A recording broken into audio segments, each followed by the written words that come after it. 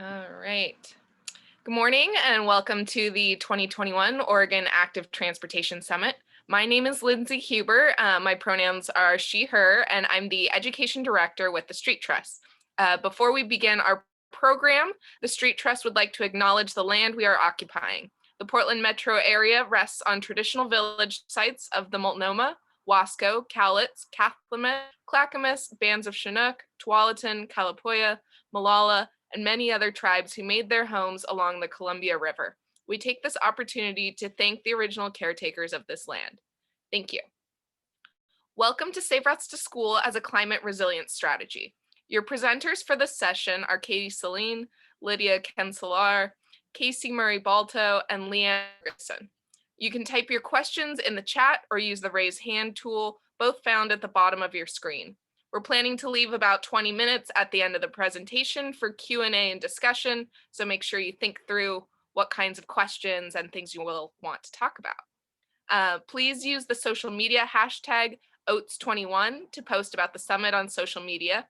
And don't forget to visit our website at thestreettrust.org to learn more about our other programs and activities, including SB 395, aka Safe Routes for All, an update to the historic bike bill on its 50th anniversary that the Street Trust is championing in the Oregon legislature this session. To claim AICP credit for attending this session, please log into the OATS Sched platform and find the AICP certificate download link near the top of the page. Now, without further delay, please welcome to your screen, Selin.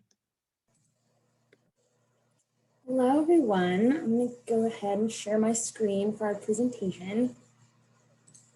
Thank you so much for spending your lunch break with us.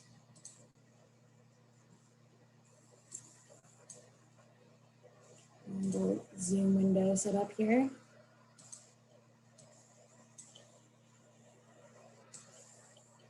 So as Lindsay mentioned, we'll be talking about Safe Routes to School as a climate resilience strategy. And we're really excited to finally have the opportunity to have this discussion.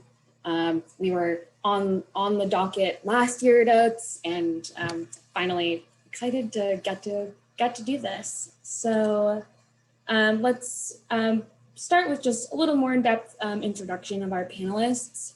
My name is Selin. I'm a senior planner at Alta Planning and Design and work on a lot of different Safe Routes to School projects in the region and around the state. And pass it to Kayci. Hi, I'm Kayci Murray-Balto. When I collaborated with this program, was the full-time health teacher at Harriet Tubman Middle School in Portland Public Schools. My role has changed a little bit, but with the health lens is still there. Hello, my name is Lydia Kenselaar. I'm a landscape designer with Alta Planning and Design, and I focus a lot on projects that have a really strong climate focus and collaborate a lot with the planners in our office on Safe Routes to School and trails and streetscape projects, and thinking about the ways we can bring together all of those components. My name is LeeAnne Fergason. I'm the Safe Routes to School Construction Program Manager at the Oregon Department of Transportation, and happy to add some more to this presentation around climate and safe routes to school. So quick look at our agenda. I'll be starting us off kind of framing the issue, giving an overview of what we'll cover. And then each of our panelists will speak to a different kind of subset of the intersection of Safe Routes to School and climate change. Kayci will be talking about education, Lydia will be talking about infrastructure, and then LeeAnne will go into program implementation. And we, as Lindsay mentioned at the beginning, we want to make sure to have lots of time for group discussion. I think that's really the most important aspect of this. We want to hear from all of you about what aspects you could implement or bring into your work in this area.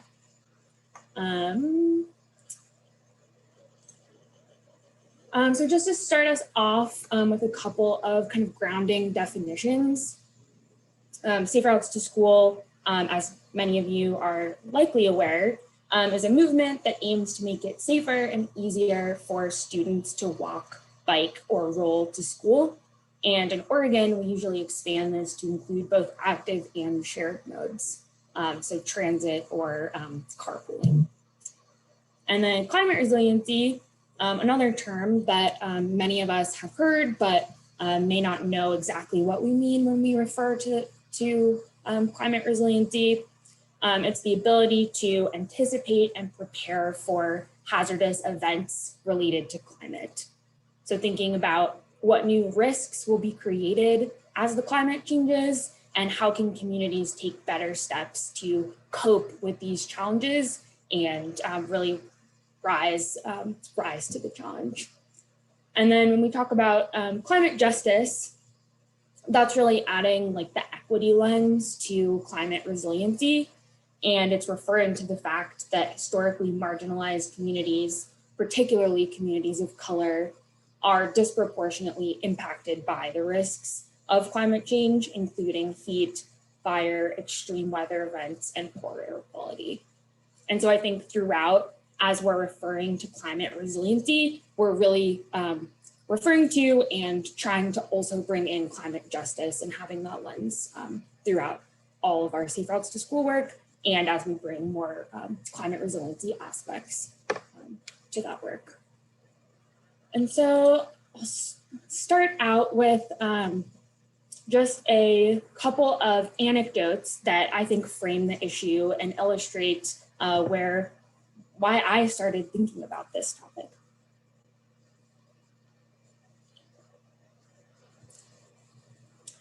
So I started thinking about Safe Routes to School as a climate resilience strategy while traveling around the state a few years ago, doing Safe Routes to School planning assistance work for the Oregon Department of Transportation Safe Routes to School program. And through this work, myself and other members of our team were meeting with communities to create Safe Routes to School plans. And as a part of that, we're bringing groups of community members together to talk about safety and health for students and families. We were exploring the connections between Safe Routes to School infrastructure and education, and bringing together different local leaders and folks from different jurisdictions to see how they can work together to bring Safe Routes to School programming and infrastructure to the community. And then looking at the connection between lots of small pieces of infrastructure and how that kind of comes together into the overall functionality of the transportation system. And so at these meetings, we were not usually explicitly talking about climate change, emergency preparedness, but my colleagues and I started musing that if we wanted to get the ball rolling to talk about climate change or long-term mode shift goals, that the process we would put together would look pretty similar to what we were doing with these Safe Routes to School planning processes. And, but if we invited community members to come to a climate resilience or climate change workshop, the tone and attendance for that might look pretty different than the really like collaborative conversations we were having around Safe Routes to School. And I think in our heavily kind of politicized era, it felt really powerful to see people working together and coming together for these meetings, even when they didn't fully agree with each other. And then it really came full circle at another one of our Safe Routes to School trips out in Rockaway Beach on the coast. And in Rockaway Beach at our Safe Routes to School walk audit, local leaders and school officials were quick to point out that in their community, pedestrian and bike infrastructure really serves a dual purpose of providing access and ways for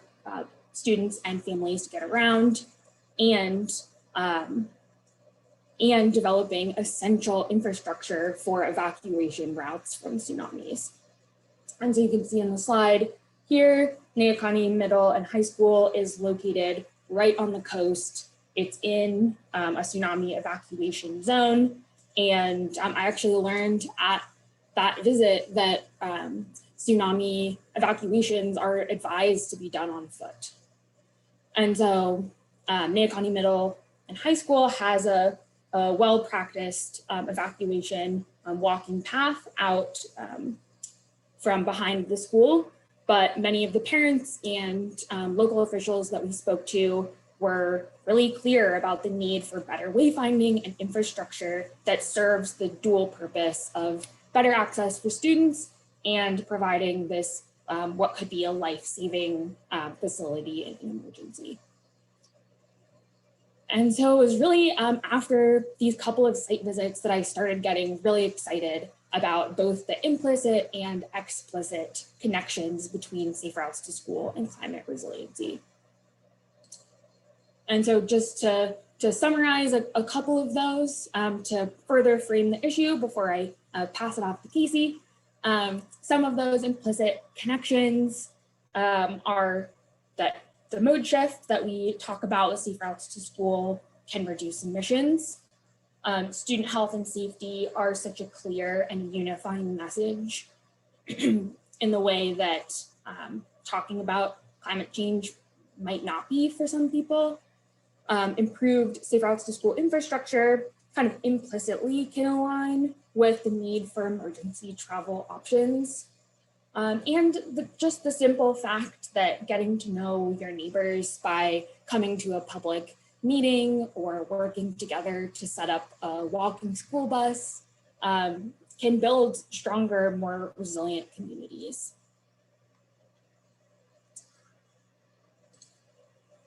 And then just a couple of the explicit connections that we'll talk more about as the presentation continues, but climate change, education, and youth advocacy, bringing more of that into safe routes to school work, more explicitly aligning evacuation routes with safe routes to school routes and projects, adding green infrastructure to our safe routes to school infrastructure planning and engineering. And Lydia is gonna offer some specific ideas there. More diverse and varied funding opportunities for projects that we're trying to do for safe routes to school. I think there'll increasingly be funding opportunities for climate related projects. And then more exploring how we can more explicitly draw the connection for personal action and the opportunity to take ownership of something in our sphere of influence in the face of the global challenge of climate change. And with that, I'll pass it off to Kayci. Thanks, Katie. So before I get started talking about the curriculum that I was lucky enough to collaborate with PVOT with, I just want to be honest and say that this is the first time in a long time that it's just been adults on a meeting with me as a middle school teacher. It's a lot of preteen and teenagers usually, so it's nice to be on a call with adults. I was really inspired for collaborating with PVOT as a health educator at the middle school level around putting together a program and being able to facilitate and figure out how we could incorporate more teachers involved in the program and essentially getting students involved in as many ways as possible. Middle schoolers or adolescents, as we know, are incredibly verbal and vocal about their feelings and their opinions. And I think so often try to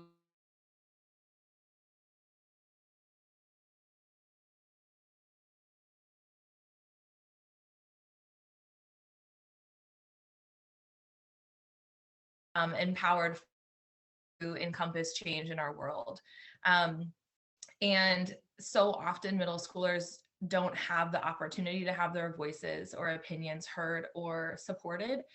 And around safe routes to school education and facilitating climate resilience with that, they on an individual level can make huge changes for themselves, for their families, their friend circles, which is just a beautiful element to incorporate and honor them in all ways possible. Policy change seems really overwhelming when you're 13, but being able to encourage your friends to walk to school with you, or being able to advocate and develop clubs at school, or advocate on a city level is pretty phenomenal for them. And individual action is really where I believe we can facilitate change in our youth and future generations. The ability, or the big question around how do we facilitate an education model and curriculum for students really just comes from a place of every piece and facet that you can put into a curriculum comes from a place of health-minded thinking. And so being able to advocate and develop that really made a ton of sense to me. So being able to teach this program to 6th and 7th graders is really just makes the most sense to me as a middle school teacher. Whenever you're ready, Katie. Thank you so much. So this slide is just kind of an overview.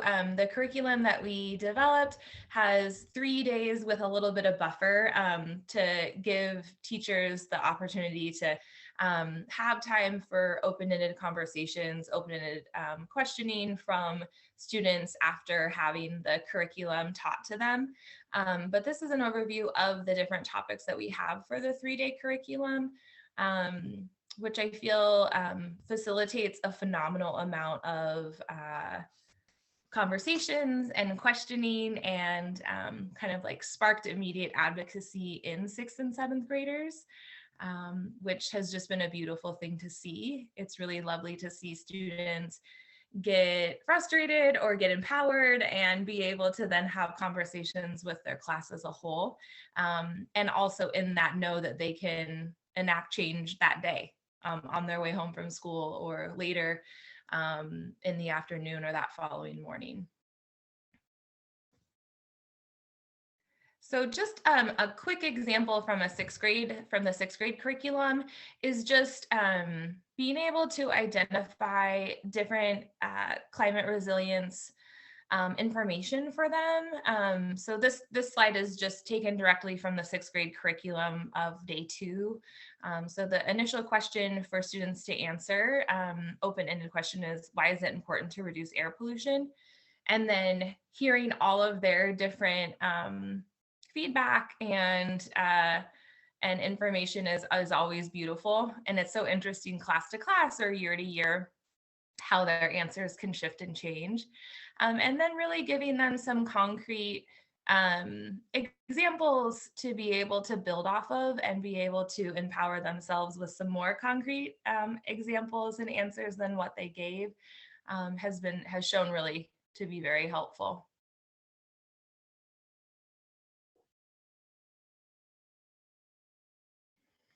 So I think the biggest takeaway after being able to collaborate and then deliver and pilot this curriculum has really been that as adults, we really need to figure out how we can allow youth to feel empowered in as many ways as possible as we can give them, which is a lot. Be able for them to hear and be practicing how their voices can be heard, and then be able to figure out how we can get out of their way as the new generation of change makers. So giving them information, giving them empowerment, giving them a voice that's honored, and then figuring out how we can get out of their way to be able to allow them to facilitate change, I think carries a lot of weight and a lot of power for them. This is just kind of an easier way to access getting to the curriculum. The 6th grade curriculum is fully accessible on the PBOT website. but the quickest way to get there is just to Google search PBOT 6th grade health and traffic safety, and then click on train the trainer for that.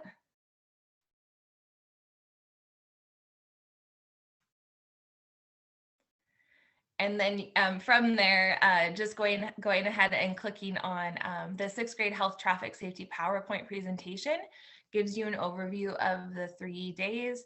And then there's also additional materials accessible there.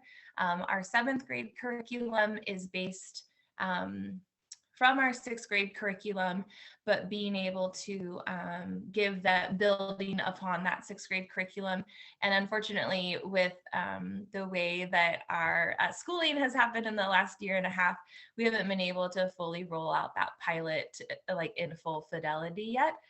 So that's not accessible yet, but the 6th grade is, and it's a beautiful starting point that's available for anyone that wants to utilize it for 6th graders or youth in general. Great, thanks so much, Kayci. So I'm going to talk a little bit more about green infrastructure and infrastructure implementation and the relationship between the built environment and climate resilience. So as we heard from Kayci and Katie, students and families are really engaged in environmental issues and, you know, kind of already understand those relationships between how we move and what's in our built environment. So it's interesting to think about, you know, the wide variety of ways that climate change really has an impact on transportation. And Katie gave a great example of tsunami evacuation. There's, you know, a huge range of other ways that there's a big impact on how we move that are related to climate. So extreme heat and heat islands are a big one. Drought and wildfires are another. And thinking about not only sea level rise and tsunami risk, but also inland flooding and better stormwater management. Those all have relationships to how we get around when those conditions are altered. So on the next slide, you know, thinking about all of those impacts can be really overwhelming. But I think one of the things that I really love about the job that I get to do is to be a part of collaborating with students, families, and community members to think about the types of solutions that we can come up that really do lead to change. So, you know, one of the things that research has shown is that the transportation sector is the biggest contributor to greenhouse gas emissions, and those trends are rising. So kind of thinking about the different ways that we can have an impact, kind of starting at the big end of the triangle, you have these, you know, broader community plans like sustainability or climate action plans. And then they sort of funnel down with greater specificity to things like safe routes to school and active transportation plans, feasibility studies, and then actually building those facilities. And all of that works together to create mode shift and reduce those greenhouse gas emissions. And to make really effective plans and ultimately projects, we need to really think in a multidisciplinary way, from that big picture planning to programming and implementation. So, you know, regardless of where you are on the scale, thinking across and between those relationships between things like road safety, emissions reductions, and green infrastructure can be really impactful.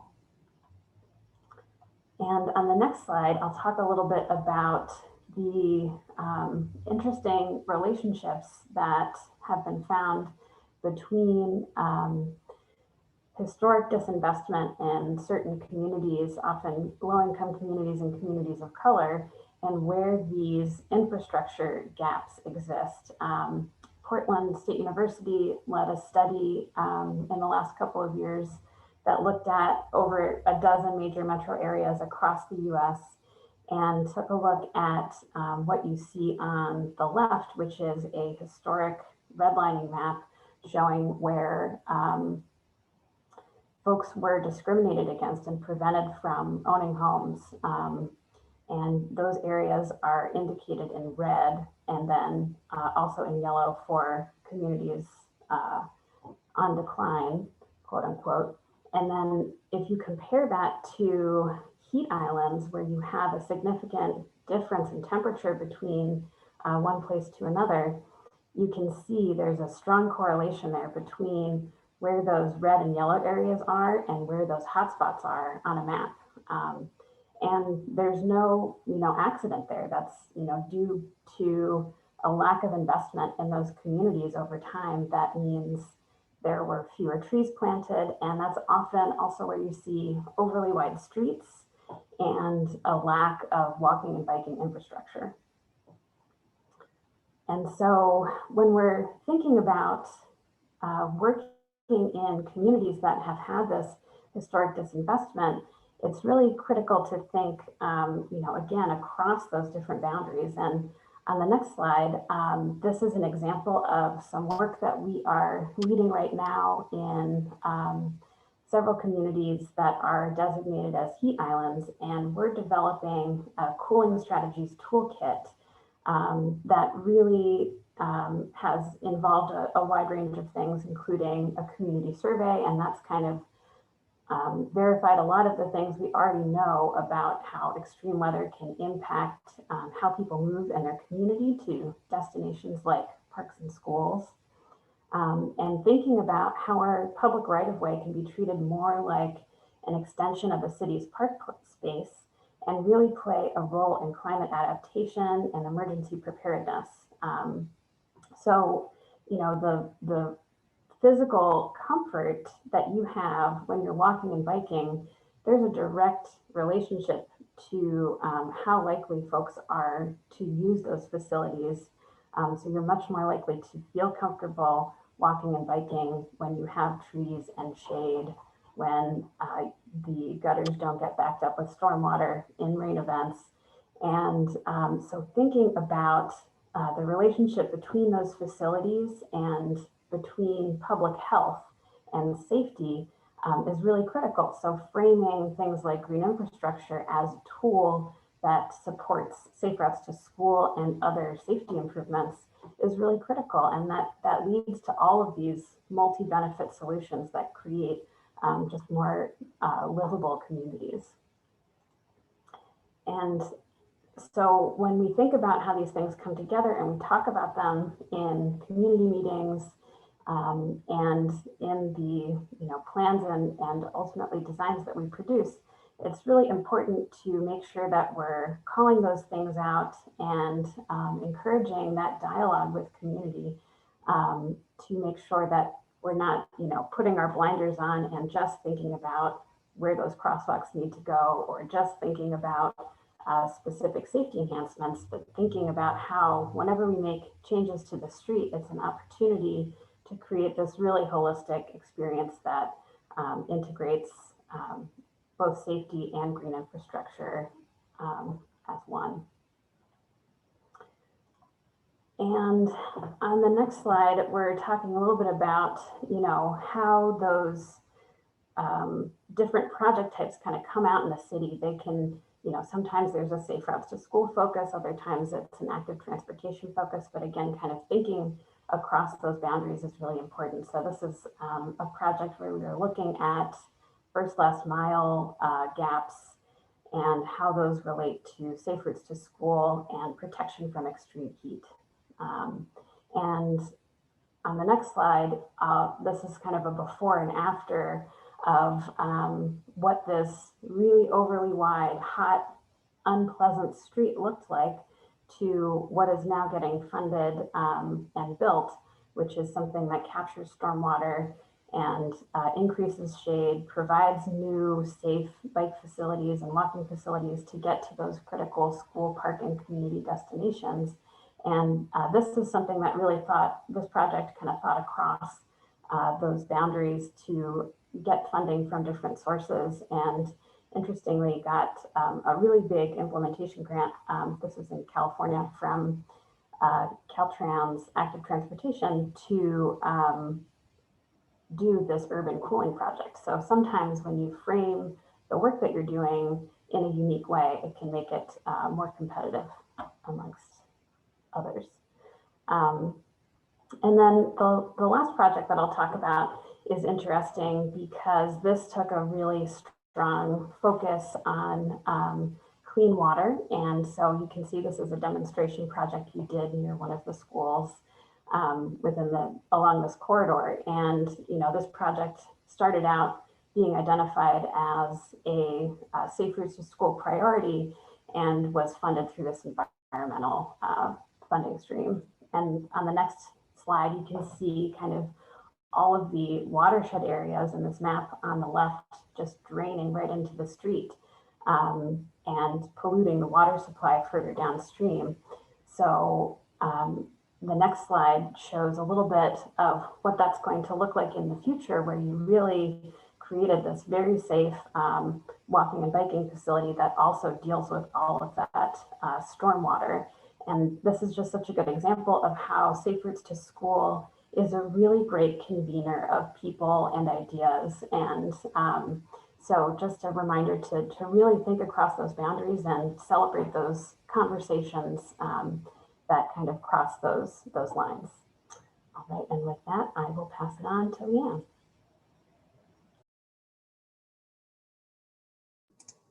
Thank you so much. Hello, everyone. My name is LeeAnne Fergason. I'm the Safe Routes to School Construction Program Manager at the Oregon Department of Transportation. And wanted to start a little bit with why this is important to me with a little bit of a story. I don't know how many of y'all were in the area, in the Portland area. I don't even remember when it was, over a year ago, before COVID, when the youth did the Youth Climate March. I remember sitting in my living room reading news on my phone and realizing today was the day of the Youth Climate March, and tears springing in my eyes. I mean, I have to be there. I have to support them. And got my water bottle, hopped on the bus, and the bus was just full of youth, making signs, and they had their markers, and they were making signs together. And we all just I showed up downtown, and this huge group of kids marching for the climate. And I was this creeper adult that didn't actually have any kids. And I found my friend Stephanie and her twins, Sam and Charlie, and marched with them as the kids just did the chants. And it was really I had tears in my eyes the whole time. The power of youth is really, really intense and really good. And I see a lot of connections between our work in Safe Routes to School and really empowering these amazing youth to speak out for what they want, and what we all want, and to have a world that is healthy and sustainable. So thank you for letting me talk with you all today a little bit about ODOT's Safe Routes to School program. So at the Oregon Department of Transportation, we have a vision for safe routes where everyone can access safe, active, or shared transportation to school. So really reducing the single occupancy or single family vehicle trip to the school. And we do that by investing in grants and programs and services, prioritizing underserved communities, really working on partnerships, and are committed to transparent communication and evaluation of the Safe Routes to School program. So where I'll focus mostly in this presentation is on those grant opportunities, as well as on those partnerships, things like Katie and Lydia and Kayci were already saying around school siting and evacuation routes. We have some new partnerships with Oregon Green Schools, the climate office at ODOT, and really collaborating with transit as well. So next slide. Sorry, my notes are on another screen. So go back one slide, Katie. Okay, perfect. So ODOT's, I want to tell a little bit about where ODOT's Safe Routes to School funding comes from. It comes from legislation passed in 2017, the Keep Oregon Moving Act. We also have federal funds, which are allocated in the statewide transportation improvement program for Safe Routes to School. The funds are generally allocated in 2-year grant cycles or 3-year grant cycles, depending on the grant, and through competitive processes for services and those grants. The next competition will begin in February of 2022, and we'll have opportunities for education and encouragement, engagement grants, as well as construction grants and planning assistance services. So look forward to that. This is sort of a general overview of what we've been able to fund so far with our Safe Routes to School program in the last couple of years. Next slide, please.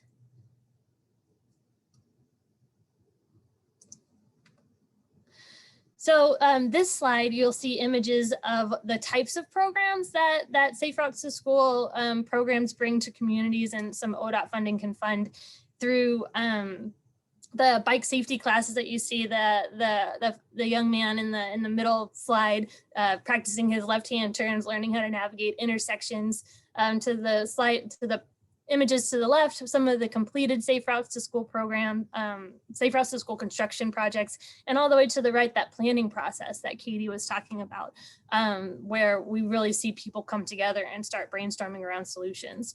Through this Safe Routes to School program and all of the grants and services, we have been able to build over 440 crossing improvements, a bunch of curb ramps, a bunch of walkways, a bunch of lighting. So really trying to put in some of those features that really help kids get to school, as well as help access evacuation routes and some of the other things that we've been talking about. Next slide, please. I need to keep up with myself. Okay, here is the partnership slide. So basically what I wanted to talk around climate work is all of the partnerships that are needed. So in Safe Routes to School, we like to say it takes a village to get our kids to school safely, and ODOT's a part of that, and local communities are a part of that, schools are a part of that, families are a part of that, and it's the exact same in climate work. It really takes a village. So we're all in it to kind of do our part and collaborate and leverage off of each other so that we can get more done with less. So some of the examples I wanted to talk about is through like the ODOT's climate office and how we're working with them to help establish like key performance measures for Safe Routes to School around climate. Another example is Oregon Green Schools, which is a nonprofit and a certification program for schools that can be certified to be an Oregon Green School. And then we're collaborating with them to cross-reference programming and help schools achieve that certification by doing some Safe Routes to School things, as well as other things like recycling is a lot of things that Oregon Green Schools tend to focus on. We also have the project identification program, the picture in the upper left, which helps with that planning assistance and kind of creates that magical coming together of everyone around like the safety and well-being of our kids, but ends up having a lot of climate outcomes come out of it. So there's a magical moment around planning that that can happen, especially when people are coming together for our kids. There's a general consensus that we want to take care of them. They're like our best resource. There is the eco rule. So there is an update in the eco rule, which currently says that employers with more than 100 employees must provide commute options to get to work in the Portland area, and that's being expanded to other metro areas in Oregon. So ODOT's working to make sure that there will be resources and available for these employers to be able to provide access to commute options for their employees. And we weren't actually sure if this sort of fit in with Safe Routes to School, but the more we discussed it, we were just like, it absolutely fits in with Safe Routes to School. This is the future of, we're teaching our kids now how to have different options to get around, and really creating those commuters of tomorrow. So so there's all these connections between Safe Routes to School and sort of reducing or making our air quality a lot better. And the last example I wanted to talk about was the Portland Bureau of Transportation strategic plan, climate action strategic plan. So they've created this strategic plan. They ask themselves 2 questions around their Safe Routes to School work, like will it advance equity and address structural racism? And will it reduce carbon emissions? So they have 3 high-level outcomes, one being that community members understand how Safe Routes to School programs are connected to congestion relief and climate change mitigation. So really trying to be able to let folks feel even more excited about walking and rolling to school and staying out of the car, they're not only doing something healthy for themselves and helping kids concentrate better in school, but also really helping reduce those greenhouse gas emissions. The final example I didn't put on this slide, but I really love, is the disaster relief trials. So all of the families, or not all of the families, but you've seen families riding their cargo bike to school, and they've got a couple of kids in the front. A lot of those cargo bike owners also participate in the disaster relief trials. There's an overlap there, which is a race where people practice for when there is a disaster and we can't use the roads. So these cargo bikes know that they will actually become really important if we can't drive around and deliver supplies. And they do a disaster relief trial race every year to help prepare for that in a really fun and exciting way. So there's a lot of overlap between like our Safe Routes to School community and this disaster preparedness and climate relief community. Next slide, please. So this is where I get to pitch all of the ODOT grants coming up. The best way to receive information about ODOT grants is to Google ODOT Safe Routes to School and sign up to receive updates on our website. We'll be sending out email updates about the application process. But if you want to access education grants, construction grants, or that planning assistance that we were talking about, the magical planning assistance, we'll have an application process for those programs in February, starting in February of 2022, and last a little while throughout that year, but we'll start doing it in February. And we'll be doing some workshops, hopefully some in-person workshops and some online workshops around that. Wanted to talk about a couple additional ideas for funding. Again, it takes a village, so there's lots of options for how to fund these great programs and projects that you're working on. So in your local area, you might be able to access local businesses for donations or sponsorship, as well as the metropolitan planning organization level. There might be some federal grants that are available through the Transportation Alternatives Program. In the state of Oregon, we have a new program at ODOT called the Oregon Community Paths Program, which provides grants to local communities for paths, and that should be available in around 2023. We just ran the first cycle, so connecting communities through paths.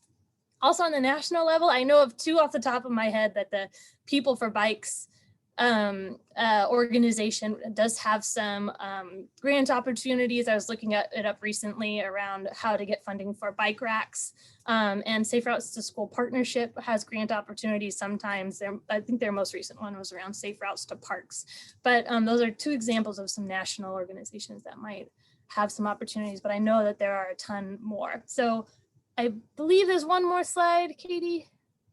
This is the best way to keep up to date with what's going on at the statewide level with Safe Routes to School. So Google Oregon Safe Routes to School, sign up to receive updates on funding opportunities, and you can look up Oregon Safe Routes to School, which will come up with our OregonSafeRoutes.org website, and that was where you'll be able to find other resources and events around Safe Routes to School. So I believe that's my last slide.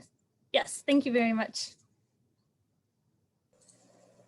Thank you, LeeAnne and Lydia and Kayci. At this point, we've got about 15 minutes left. I would love to open it up for some discussion. If everyone in the audience wants to turn the video on if you feel comfortable, or feel free to chime in on chat or just unmute yourself. If you have any questions about the information that we covered or would like to respond to these couple of prompts. Interested in what connections you see between Safe Routes to School and climate resilience. What are some of the barriers or challenges that communities might face preparing for emergencies and new climate risks? And then how might Safe Routes to School address some of those? Mary Jo mentioned in the chat that the video option is actually not available. Oh, never mind. Maybe we'll use the chat function for now until we can figure out if there's other ways to communicate. But can people unmute at least if they want to? Is that available even if the video isn't? Yes. Perfect.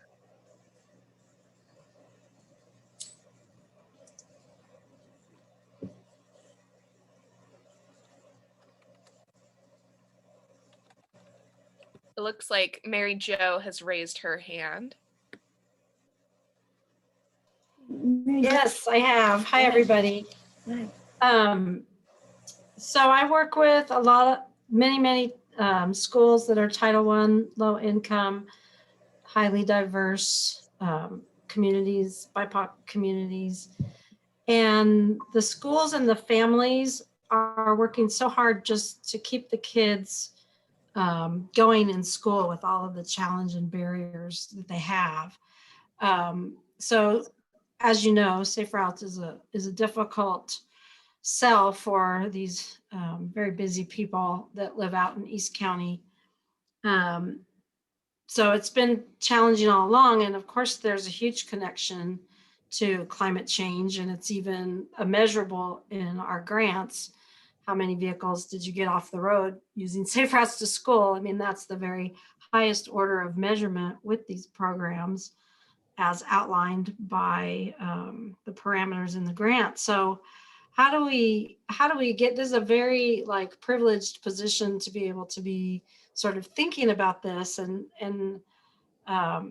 even though we know that these communities are the most impacted, how do we get the bandwidth to sell them this? And maybe Kayci has a lot more experience with that as being in the schools themselves. Like, how do we, if a school doesn't have a green team or that kind of a program, how do we get that started? Thanks. Okay. Kayci, do you want to chime in first? Sure. Mary Jo, I really appreciate you bringing that to the forefront of our conversation as well. I'm an educator that spent my entire career teaching only or solely at Title I high BIPOC population schools. And I've actually seen the impact and the beauty of community building through Safe Routes to School at every school that I've taught at. Is the angle having to be different? Absolutely. But I think from an educational standpoint of being able to roll out a curriculum and facilitate voice and conversation is really huge. I think it kind of takes something that could be like a boxed curriculum or a boxed non-community specific discussion to a very community specific discussion. I've only ever worked in Northeast Portland in Oregon, and then I worked at one of the innermost city schools in Boston Public Schools as well for a very long time, and seeing the beauty of that climate resiliency, climate change action, and empowerment around students' communities is huge. I'm also a really big believer in when students feel that their community is worthy, they're worthy. And when students feel like their school is worthy, they are worthy. And so many beautiful pieces of that feeling that a community is worthy and that feeling of their school is worth it comes from those conversations and active programming through Safe Routes.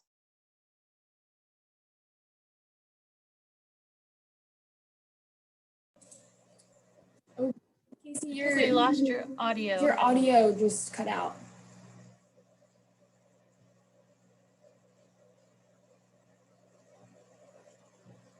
But just building on what Kayci was saying, I love the concept or the thought of students really resonating with their community feeling worthy. And what an idea to think about when working on an infrastructure project and adding some of these like green infrastructure components, street trees, the cooling strategies that Lydia mentioned. I think some of those strategies can really take a infrastructure project to the next level and like make it beautiful and like feel special and really like individually customized to a place. And that stuff doesn't happen if we don't think about it upstream, like at the planning stage. And I'm definitely interested in doing a better job in my own sphere, doing planning work, making those connections early on. I think Kayci, there's did you have also, Oh yeah, go ahead. Kayci, are you back? Yeah, I apologize for the cutout. Did you want to finish your thought? No, that's okay. I think that there's a lot to be said for meeting communities where they are and listening to what they're saying and then seeing like where it aligns. So for example, like Safe Routes to School doesn't lead with climate. I never have for Safe Routes. It's not generally how you get, like what Katie was saying, how you get a variety of people to the table. Generally lead with like, what are the concerns? What are the needs? And then follow up with what I have that can help with that. Sometimes starting with sort of like a listening session of just like, what are the needs? And then seeing where it aligns is easier than saying like, I'm here to talk about climate and how you get to school. Sometimes it's a different approach, and I get that schools are overwhelmed right now and that we might not be having a lot of these conversations right now, but listening to what they're needed is actually maybe providing additional opportunities at the level that I'm sort of at this upper level with like the Oregon Department of Education, but I'm finding that at that level where I'm not necessarily leading with Safe Routes, I'm leading with what do you need? And they're like, school buses are gonna be really hard because we can't put as many kids on them. How are we gonna get all those kids to school? And I'm like, oh, I have some materials about walking school buses and bike trains that you might wanna pass out. Like it's not, I can't fund school buses. That's what they were asking for. If I could fund additional school buses and transportation funds can't actually fund school buses. There's like a big wall there. But anyway, so that was sort of that's one example of how like starting a little bit of a step back helped get to where I did have some resources to share, but I don't know if that's helpful. Can I add something to what LeeAnne was just saying? So I think we are also in this really beautiful time in our society and world where from a place of education and educators,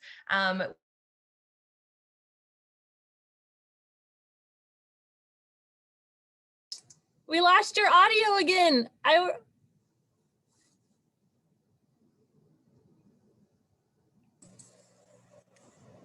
Kayci, we can't hear your audio. Sorry. It is a beautiful time. am I still? Oh, you're back. You're back. Okay, sorry. I'll make it really short. Everything in education is it's time for it to be flipped. This is a beautiful time to be able to implement and collaborate with schools to be able to figure out how new shift in thinking from what has happened can really change and empower communities. Yeah, and I think to build off of the unique time that we're in right now, I think something that's really interesting to have seen over the course of the pandemic is, parklets and pop-ups becoming such a part of our day-to-day reality in the built world, and doing things like that with Safe Routes projects can be such a great way to let people test infrastructure and can be in longer term installations. You can, get trees out to create a protected bike lane or put in temporary curb extensions. And those can still be really great socially distanced ways for people to experience what those changes would be like in a community and really see the types of improvements that we recommend in our plans that can take, many years to actually be implemented. And in the comments, Megan Ramey wrote, the connection between Safe Routes to School and climate resilience is building, and it takes a village community of shared resources and parents looking after each other. But there's the barrier that as air quality gets worse, it's prohibitive to be active outside. Megan, did you want to add anything else to that?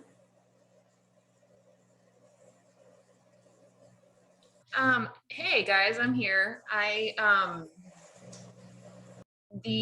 want to emphasize that it takes a village as a great byproduct of safe routes to school.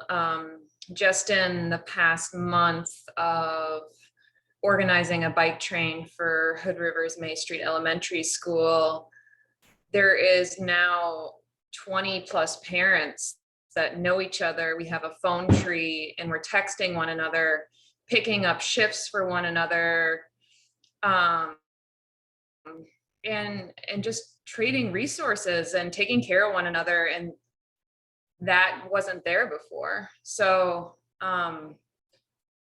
in terms of climate resiliency, it's fantastic because we're going to need to rely on each other to get through some major issues. And if we know that Zach has the chainsaw that we need for cutting a tree that's fell, somewhere it's not supposed to, or my husband does electrical work that can help somebody. It's a great little community byproduct of safe routes to school.